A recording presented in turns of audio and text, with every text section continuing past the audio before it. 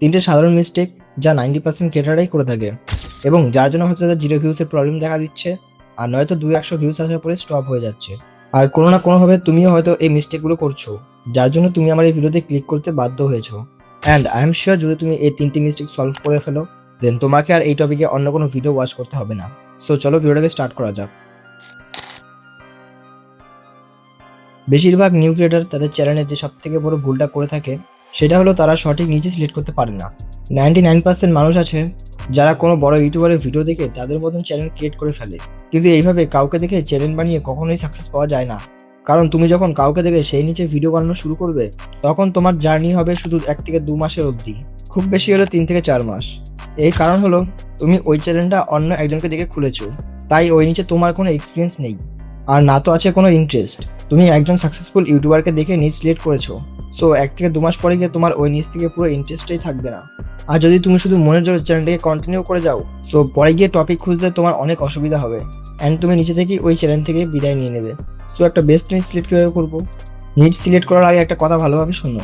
ইউটিউবে যত মানুষ চ্যানেল ক্রিয়েট করে তাদের মধ্যে 90% ক্রিয়েটার শুধু সাকসেসের জন্য ইউটিউব চ্যানেল ক্রিয়েট করে, কিন্তু পরে গিয়ে নানা রিজনে তারা ইউটিউব থেকে কুইট করে নেয়। আর 10% কিছু এমন ক্রিয়েটার আছে যারা শুধু ভিডিও বানানোর জন্য চ্যানেল ক্রিয়েট করে অ্যান্ড কন্টেন্টটাকে ওয়ার্ক হিসেবে নেয় না, এনজয় হিসেবে নেয়, অ্যান্ড পরবর্তীকালে গিয়ে তারা রিয়েল সাকসেসটা নিয়ে আসে। সো তুমি কোন টিমের লোক কমেন্টে নিশ্চয়ই বলে যাবে। এবার বলি একটা বেস্ট নিচ সিলেক্ট কীভাবে করবো। সো একটা বেস্ট নিচ ফাইন্ড করার জন্য তোমাদের কিচ্ছু করতে হবে না, কারণ তোমরা অলরেডি একটা বেস্ট নিচ ফাইন্ড করে ফেলেছো।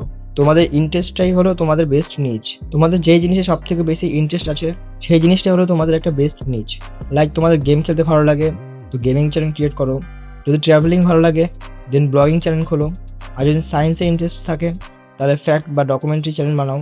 তোমার যেই টপিকে সব থেকে বেশি ইন্টারেস্ট আছে সেটাই হলো তোমার একটা বেস্ট নিচ।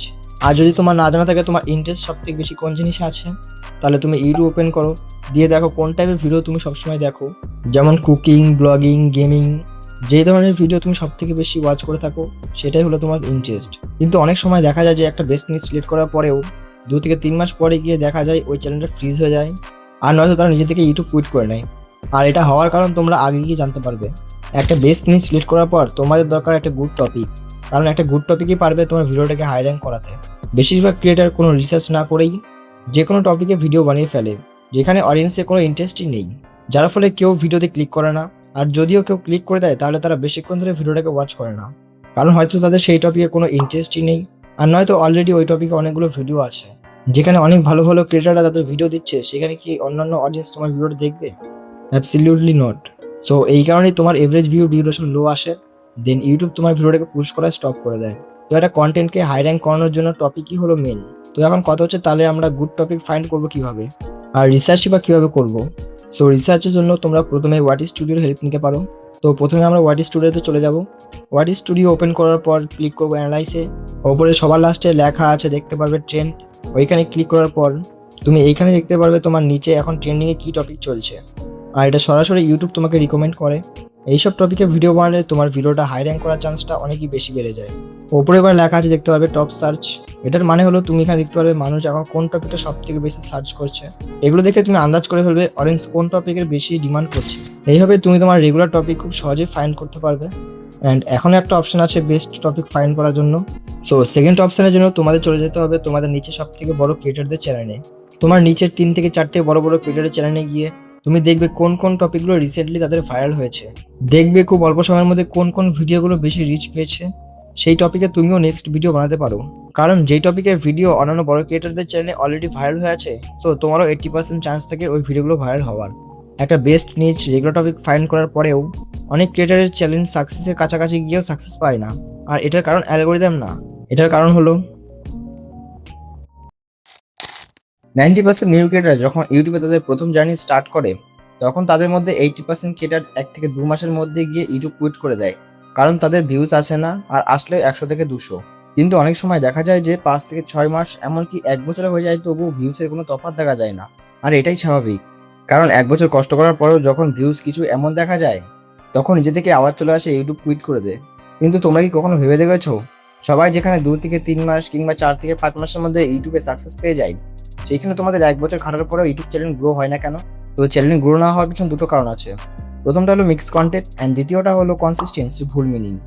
প্রথমে মিক্স কন্টেন্টের ব্যাপারে জানা যাক।